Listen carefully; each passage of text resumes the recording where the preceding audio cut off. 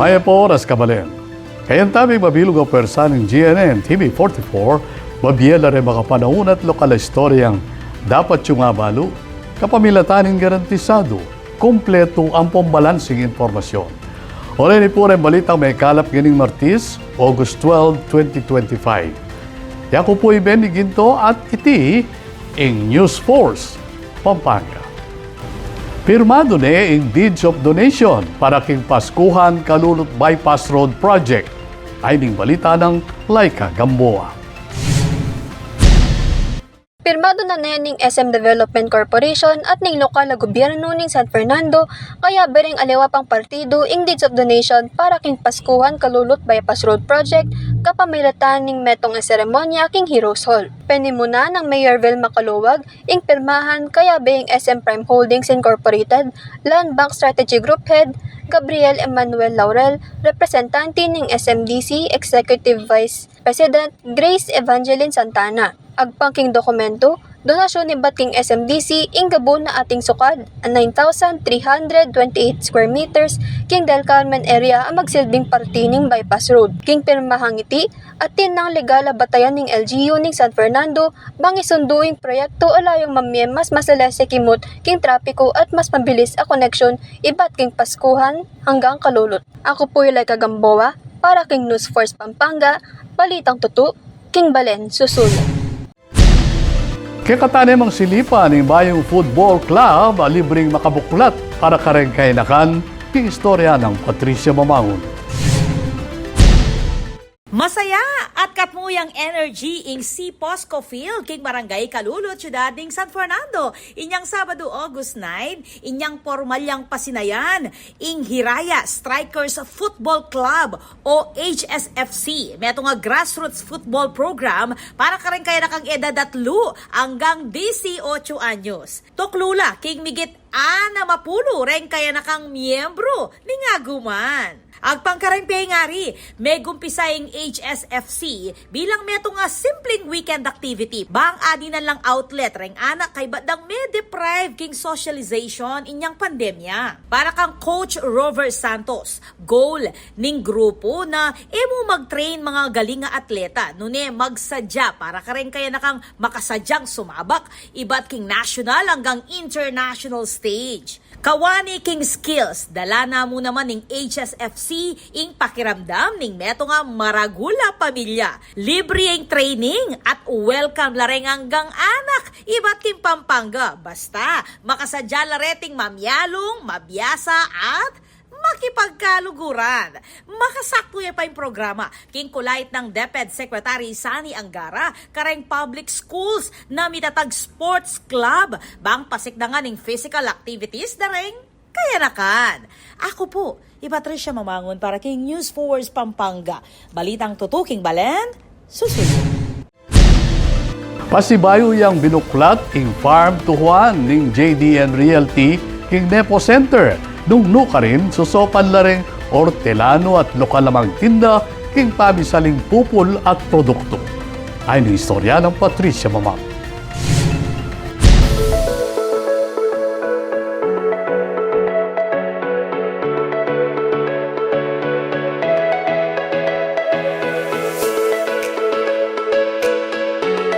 Kita ang ngiti at saya ng mga Aita vendors, karamihan mula sa Barangay Sapang Uwak, Porac, habang abala sa pagbebenta ng sariwang ani at lokal na produkto sa muling pagbubukas ng Farm ni Juan sa Nepo Center dito sa lungsod ng Angeles. Tulad na lamang ni Rowena Serrano at Elsa Villamor na nabigyan ng oportunidad na makapagbenta ng kanilang produkto. Bagay, ulit pong ano din, ando, magpunta po. Nakasahop na po ka rin pamilya ni po. Yung nakayabli kaya pong atlong aldo po, maragul na po bagay kaya kami po ita. Ulit pong ekip mababasa. Thank you po kay JDN. Papasalamat po ako na nabigyan po kami ng ganito opportunidad na nakapisto po kami dito po.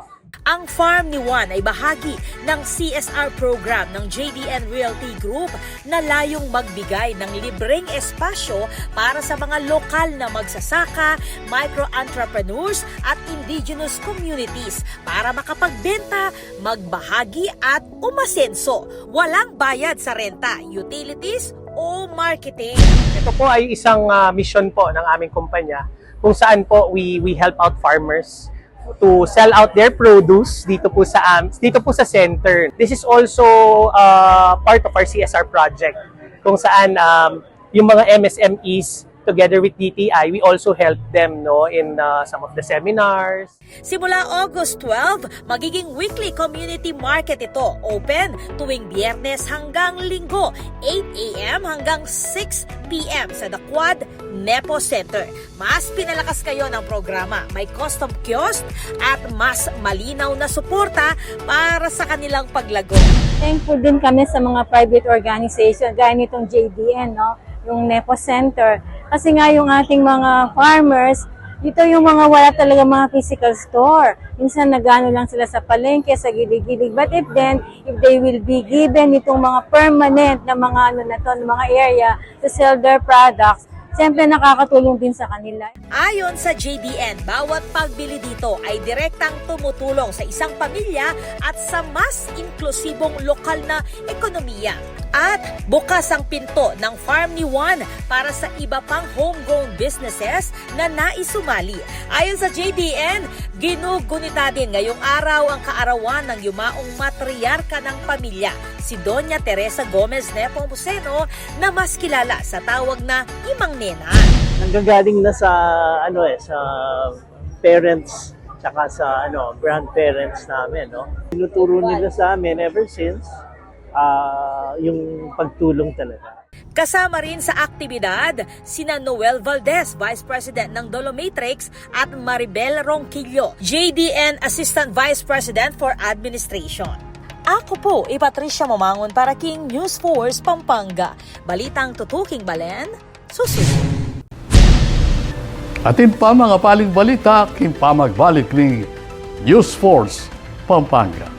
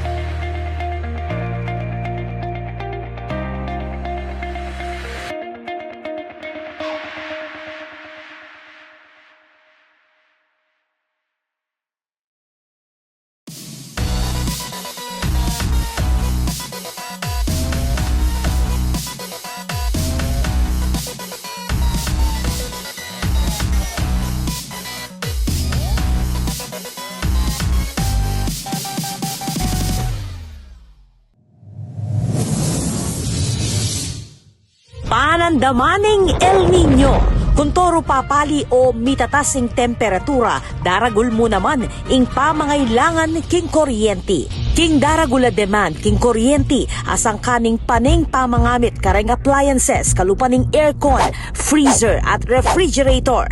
Asahan tamo naman na siguradong tuki ing kimot ning presyo ning kuryente amani batan king wholesale electricity spot market. Inya naman papaganakan ning Sfelapco kareng hanggang consumers ing paniguradong pamagbayo ning konsumo at presyo ning kuryente balang kilowatt hour. Manatiling makayantabe king kaya kaming Facebook page para kareng latest advisory. Beto nga paganaka, ibat king Sfelapco. Isang makakayabing araw po sa inyong lahat. Fernandinos, masaya at malugod ko pong ibinabalita na nominado ang ating siyudad San Fernando sa prestihiyosong World Travel Awards sa kategoryang Asia's Leading Regional Cultural Destination 2025. Sa kabuuan, isa po tayo sa 10 lokalidad sa buong Pilipinas na nominado sa World Travel Awards na itinuturing na isa sa pinakamalaking award-giving body sa iba't ibang larangan gaya ng travel, tourism at hospitality. Bilang Christmas capital of the Philippines at home of the giant lanterns, ang ating pong syudad ay may mayaman na tradisyon at kultura. At ang ating pamana ay talaga namang ating binibigyang halaga. Personal po akong nagpapasalamat sa City Tourism and Investment Promotions Office at Department of Tourism bilang kayo po ang naging susi upang makilala ang turismo ng San Fernando sa global stage. Kaya naman sa mga Fernandino, pati na po sa mga Kapampangan at Filipino, inaanyayahan ko po kayong iboto ang siyudad San Fernando bilang Asia's Leading Regional Cultural Destination 2025 sa World Travel Awards. Mababasa po ang kabuang detalye ng nominasyon sa caption ng video post na ito. Luwidya in Philippine Tourism. Luwidya in Ciudad San Fernando. Luwidya in World Travel Awards.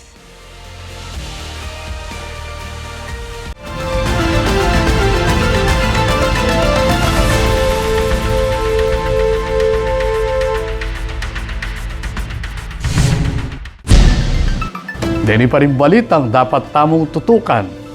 At long estudyante Bating City College of Angeles sinambot bronze medal keng megala pa World Food Expo o WOFEX. Ay ning report ng Ira Ignacio. Sinambut lang bronze medal kang 25th Philippine Culinary Cupreng estudyante ibat king City College of Angeles a meganap king SMX Convention Center, Pasay City. May kipagkumpetensyala din na Giselle Pangilinan, Biencaster Santos, Ampo Angelo Julay Bautista na ibat king Bachelor of Technical Vocational Teacher Education o BTV TED kareng estudyante at chef ibat kareng may yalawang sikat a culinary school at hotel kening bansa. King lalam ning pamanimuna ng Miss Griselda Arcilo, pepakit daing karelang kabyasnan at lugod king pamagluto at dahilan ning karelang pamanyambut. Magsadya na laman ring aliwa pang mepiling mag-aral ning BTV TED para king metong pangdaratang a culinary competition ngening September. Ako po Ira Ignacio para king News Force Pampanga. Balitang tutu, King Balen, Susuyo.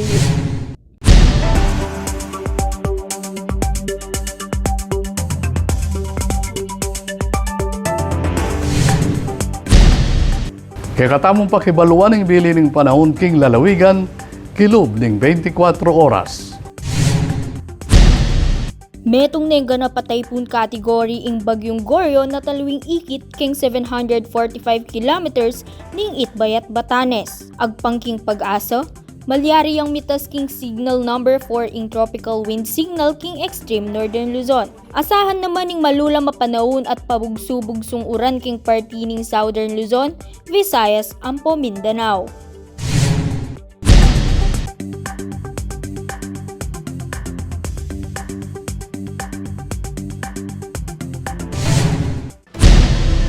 Kabalen maging partika king pamagbalita keti king News Force Pampanga na numang kaganapan. Isyo reklamo king kekay lugal, malyari mong ikwento isumbong kapamilatan na rin numero mayakit king kekay screen. Malyari mo naman mag-post karin kay kaming social media accounts.